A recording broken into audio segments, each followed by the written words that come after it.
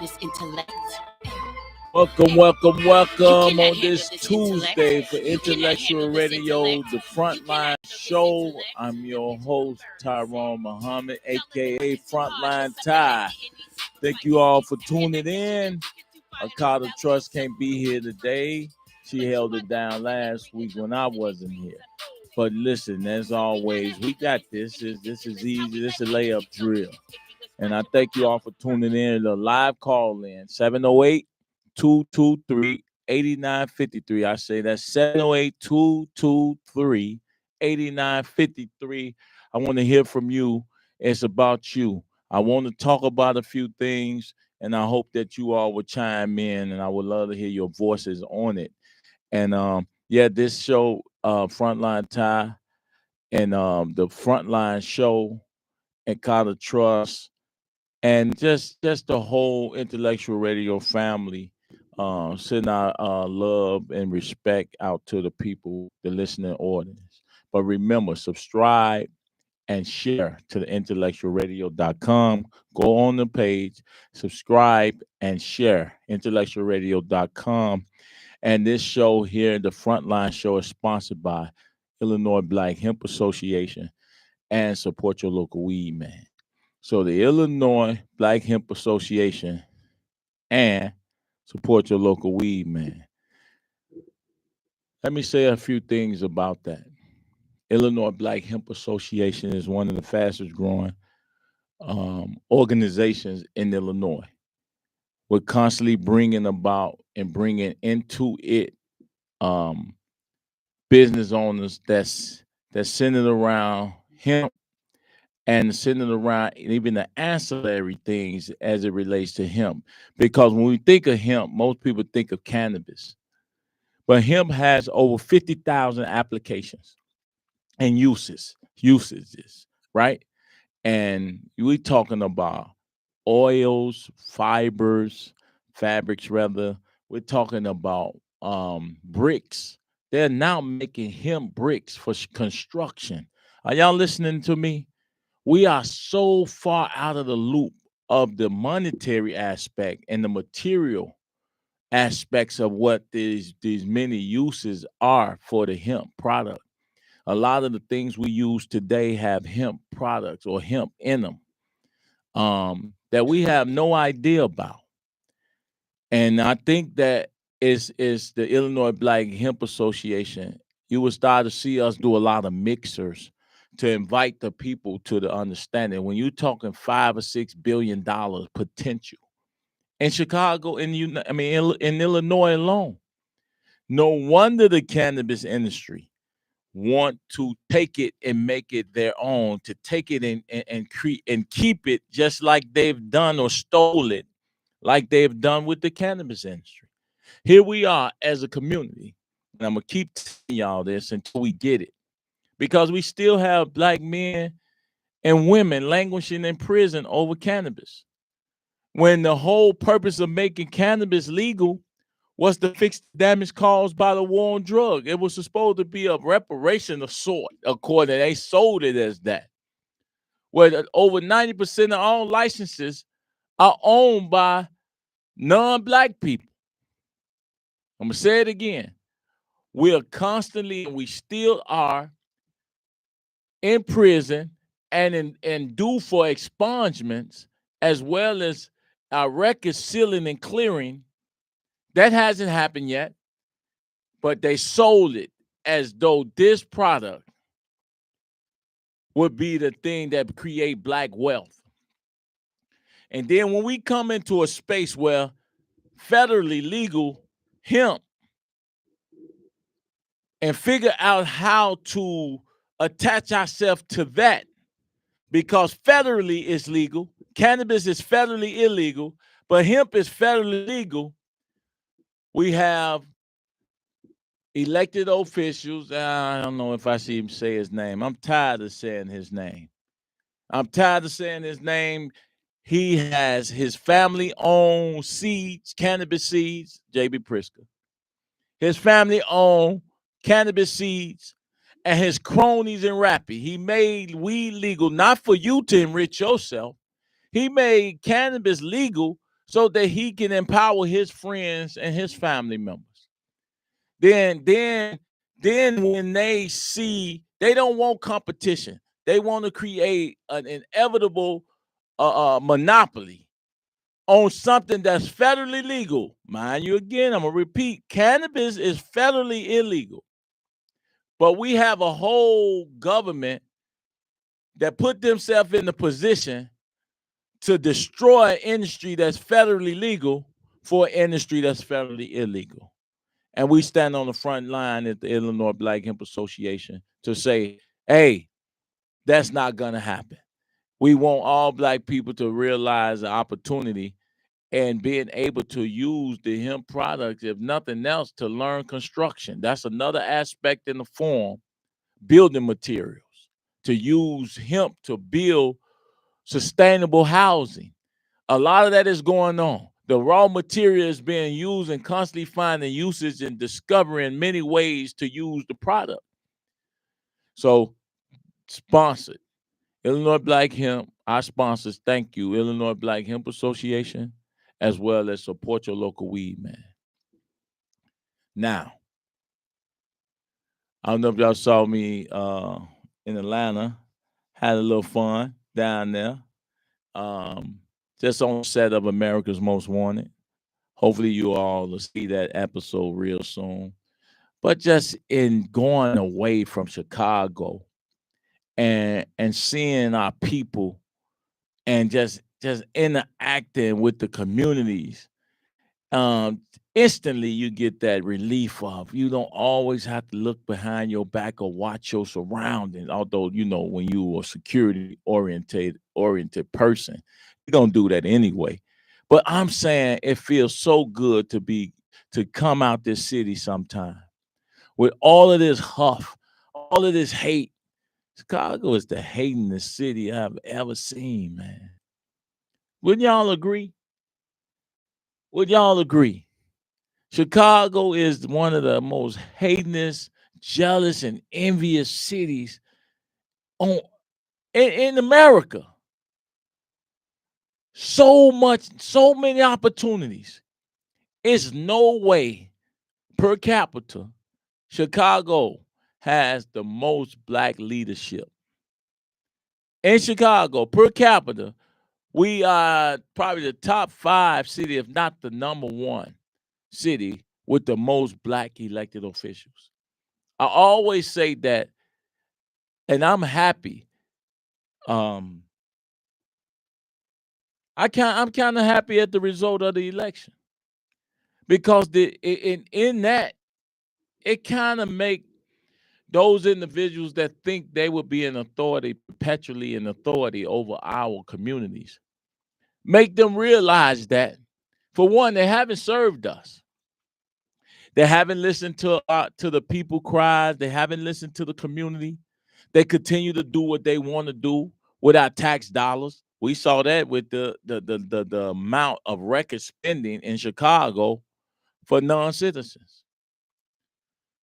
Everyone seems to benefit from our elected officials but us. Everyone else.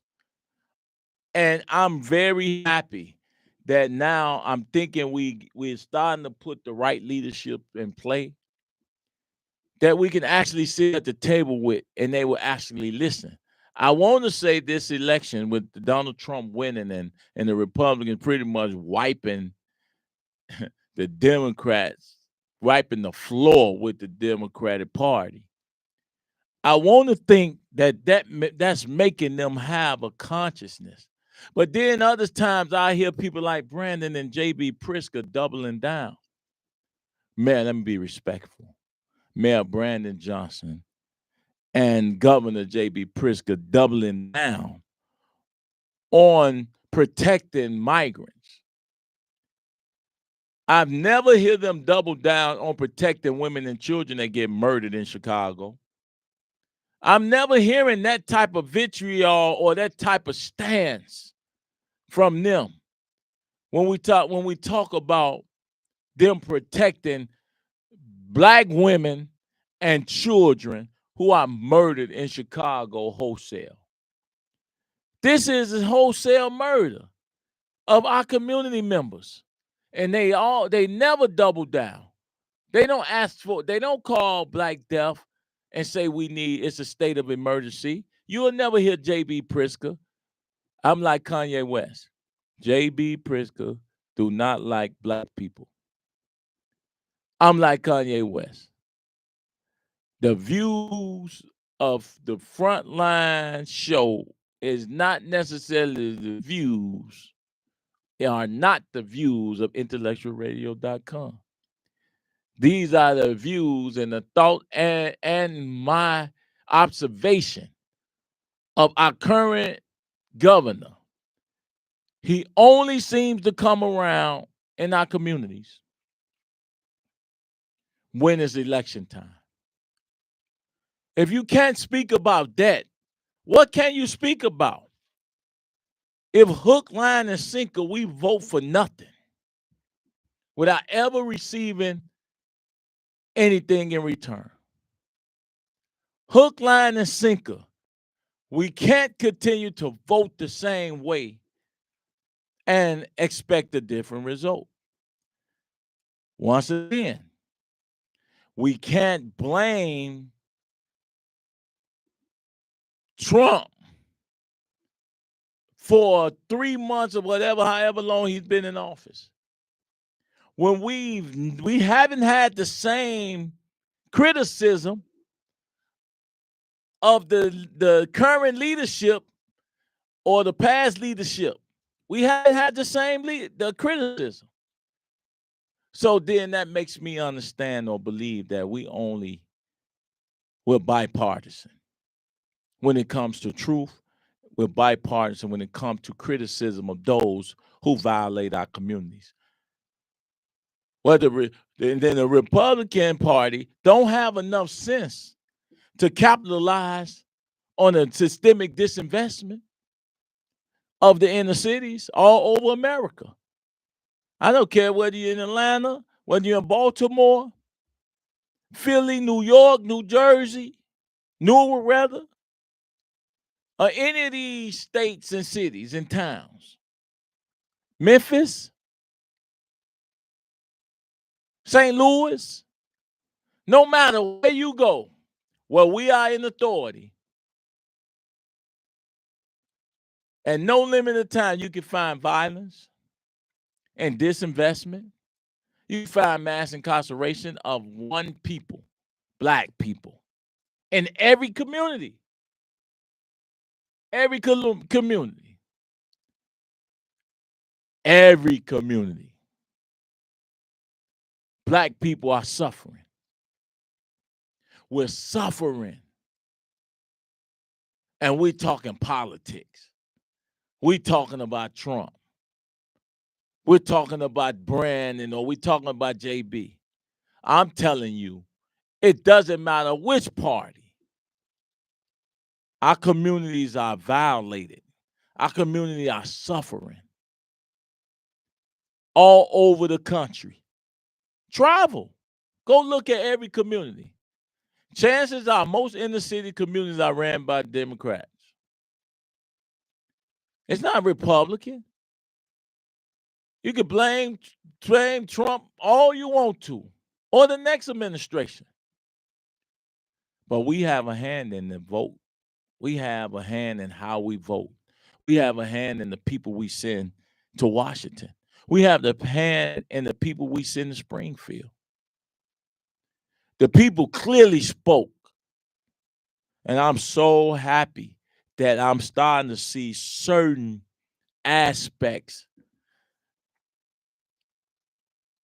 of community involvement among certain elected officials. I'm happy to see the direction that Senator Keisha Collins is going in as it relates to reaching out, doing a bunch of town hall meetings to communicate with her people.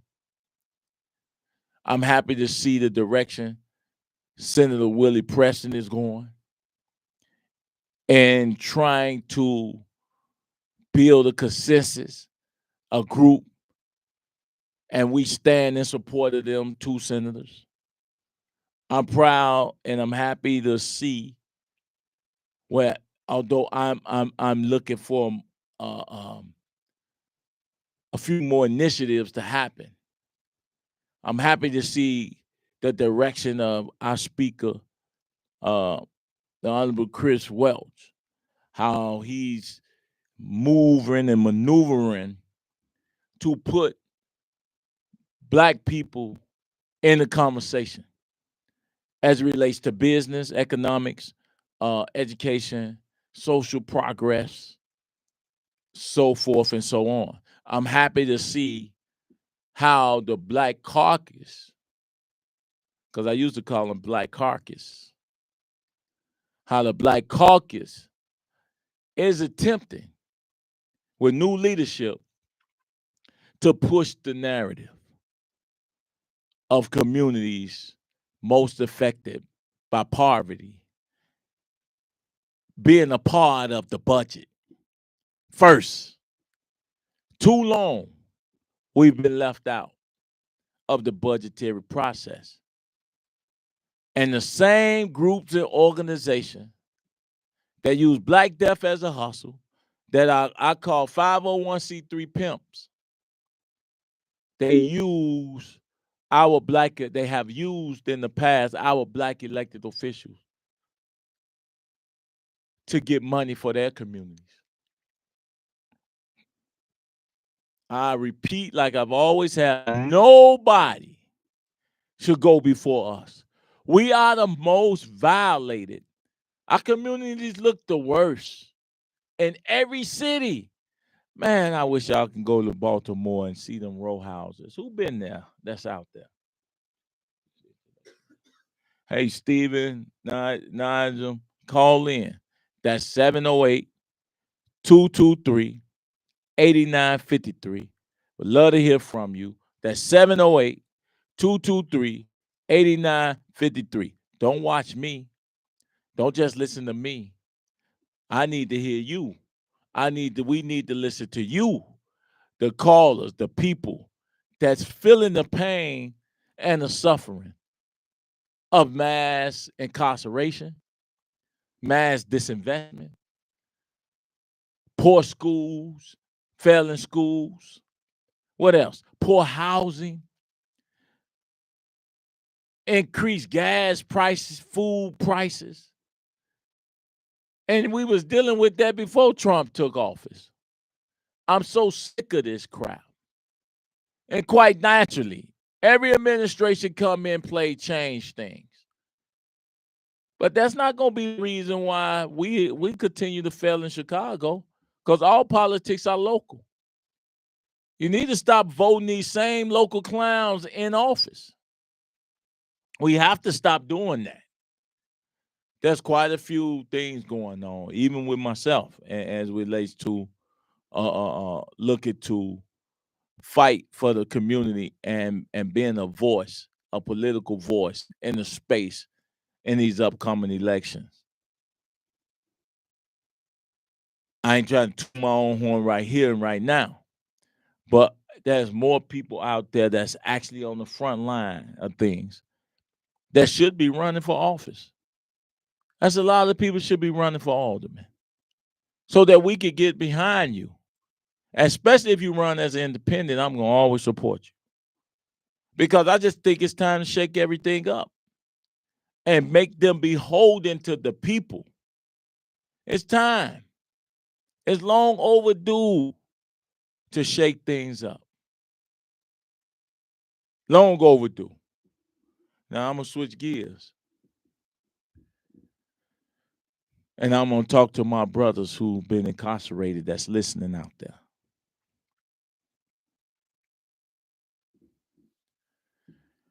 The motto of ECCSC is that it's going to take us to save us. Y'all have heard that term. Y'all have heard me speak that. And it's real. It's going to take us to save us. Most of us who have had our hands in gang, drugs, and violence especially the brothers who've served 10 years or more, it is your duty and responsibility to come back home, to take care of family first, neighborhood, community rather, and then city and state. Now we have to contribute to mentoring and guiding these young men out here. How else would they know how to be correct if we are not out on the front line guiding, transforming their thinking and thoughts, and being great mentors and men and examples for them? I see too many men caught up in party and BS with the very little homies that they supposed to be raising. You're no different than them. They don't see no space where they should respect you because we lined up and doing the same thing these little 20-some-year-olds are doing. I'm talking about people over 40 years old. Going to the club and partying and drinking and smoking weed with these little homies. That's especially when they're out of order. We have to come home, and anybody out there that don't have a direction, man, find one.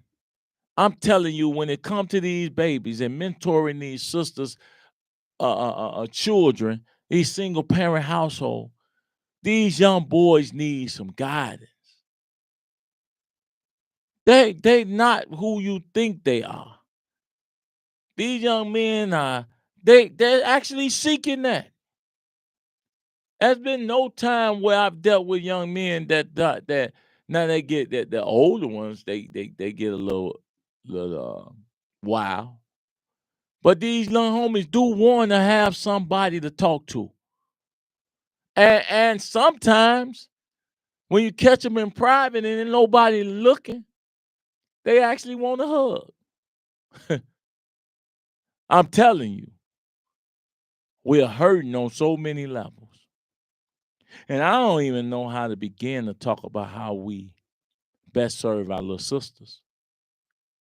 Because it's so much perverted behavior that's going on in Chicago and around the world that it makes it almost impossible to even have a mentor relationship with any young lady. Because it becomes a foul thing, although girls need men to be an example. That's not going to touch them all, and do all the foul and perverted stuff. Even pastors is doing against our babies. And priests. If they can't turn to us to protect them young ladies, and all you see is their little bodies and what you could get out of it, man, I don't know what to say. But they need guidance too. But those things we got to be protected, and for that I would say black women step up. All you sorority sisters, the 8Ks and the Deltas, and I don't know all the other names. I think them on two I know. Y'all got to be true examples. I don't see enough mentorship coming from these women that are professional. You're always throwing your gang signs up and your colors. But then let your colors be effective. Let these young sisters know they can come to another type of organization and thrive for excellence. But when I see Deltas and AKA gang banging with each other, I be looking like, what these little girls gonna do? What examples are they doing? I just need to see a unified front around these groups coming together to save some of these young ladies. Not saying that y'all not doing that. I'm gonna say it's not enough. Same with the men. fraternities, Masons. I'm not saying there's not 100 black men. I'm only saying that that's a million black boys that need guidance, that need help, that need guidance, that need help. Hey, Mr. Blakemore, but 708-223-8953 for live call in. 708-223-8953 for live call-ins. We want to hear from you. You're tuned in to IntellectualRadio.com. This is the Frontline Show. I'm Frontline Ty, your host. College Trust couldn't be in today, but I got it. We holding it down. We holding it down for us. And I'd like to commend. I see George tuning in. I would like to commend him because he always on the front line, fighting for black people and fighting for our issues. Oftentimes the old man look crazy about it because he's so frustrated and in love with us. Sometimes that frustration translates into his level of vitriol as it relates to the people he chastising for serving us. These individuals need chastising. Oftentimes people miss truth or discard truth because they ain't like the way you said it. They discard truth because they don't like who said it. I'm with you 1,000%. Tony Madi, Tony O'Madi, thank you 100. Thank you for tuning in. But we all have a part to play. We all have a voice in this. We all should put our hands forth to till the soil. We all should use our feet to walk in the direction of creating change. We all should use our voice to amplify freedom or to amplify a issue we see that needs attention. We have to put our body, our soul, and our mind into this work. It's not gonna stop. I ain't stop. No matter what I'm doing in terms of business or whatever social progress I'm trying to make for myself. I always do it with the people in mind. It's not often that I do anything for myself that can generate or incur some type of financial gain or progress for myself that I ain't haven't done with the people in mind. When I'm talking about my social activism or advocacy. I've never done it without the people in mind. Oftentimes that work goes on. That's a brutal work, brutal work, trying to and pushing for black people.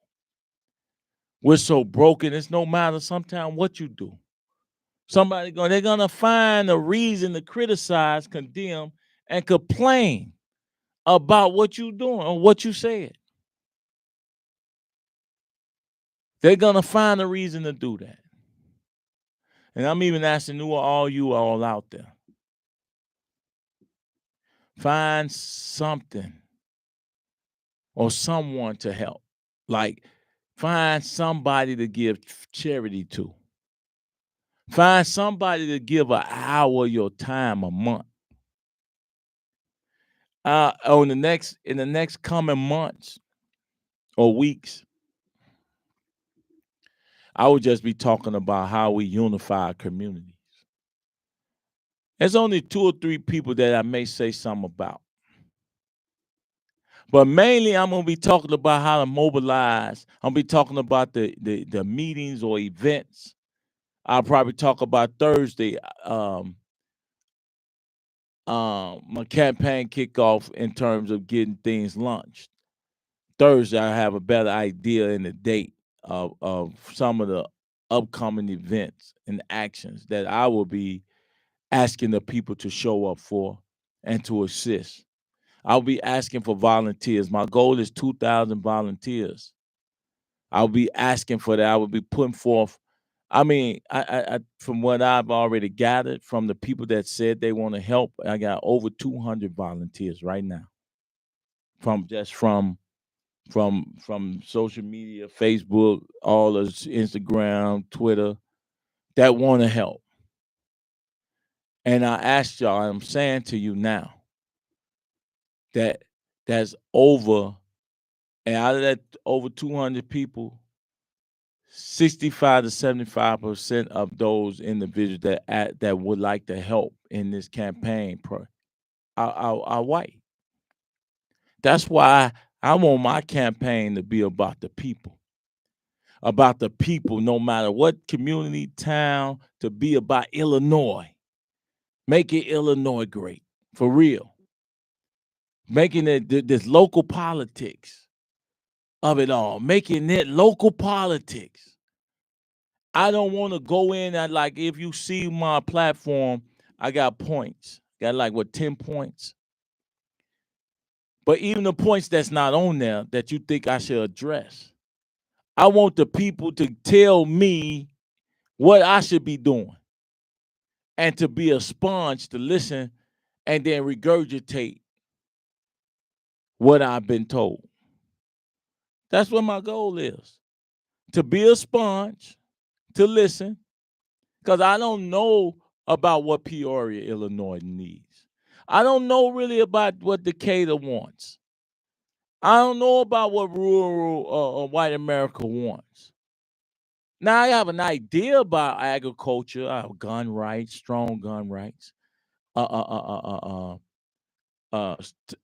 taxes, better schools, to have more input in the school board.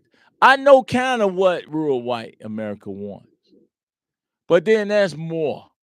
There's more issues. It could be healthcare issue. It could be a myriad of other things.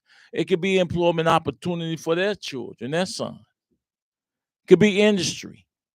It could be whatever it is. That what's happening in Decatur, Peoria ain't the same as Chicago. And I imagine that every group wants public safety. I imagine every group wants public safety. Michigan here to help. How you doing, Cynthia Hayes? Always. And I promise you, I'm coming there next month. Y'all need to sit down. Cynthia, I need y'all to give me a day. I need you to get a town hall set up. Put it on the calendar. Set up a town hall meeting so we can come there and talk about it. That's not far. We could drive there. Set up a town hall meeting. I love Detroit. I love